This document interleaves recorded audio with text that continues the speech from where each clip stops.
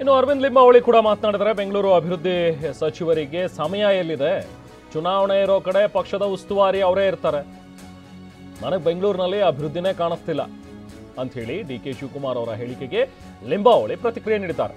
ನನ್ನ ಕ್ಷೇತ್ರ ಅತಿ ಹೆಚ್ಚು ತೆರಿಗೆ ಕೊಡುತ್ತೆ, ಆದರೆ ಮಹದೇವಪುರ ಕ್ಷೇತ್ರಕ್ಕೆ ಅನುದಾನನೇ ಸಿಕ್ಕಿಲ್ಲ ಅಂತ ಕೂಡ ಮಾತಾಡಿದರು. ಸಬ್ ಕಮಿಟಿ ಮುಖ್ಯಸ್ಥರು ಡಿ.ಕೆ. ಶಿವಕುಮಾರ್ ಅವರು ಅವ್ರಿಗೆ ಯಾವ ಸಮಯ ಸಿಕ್ತೋ ಗೊತ್ತಿಲ್ಲ. ಬೆಂಗಳೂರು ರಸ್ತೆಗಳ ಹಾಳಾದ್ರೂ ಅವ್ರ ಸಮಯ ಸಿಗಲ್ಲ, ಮತ್ತೊಂದು ಸಮಯ ಸಿಗಲ್ಲ. ಇಂಥ ಸಂದರ್ಭದಲ್ಲಿ ವಿಶ್ವವಿದ್ಯಾಲಯಗಳನ್ನು ಕ್ಲೋಸ್ ಮಾಡಬೇಕು ಅನ್ನುವಂತ ಯೋಚನೆ ಮಾಡಿರೋದು ನಿಜಕ್ಕೂ ಒಂದು ದಯನೀಯವಾದಂತ ಸ್ಥಿತಿ ಅಂತ ಅನ್ಸುತ್ತೆ.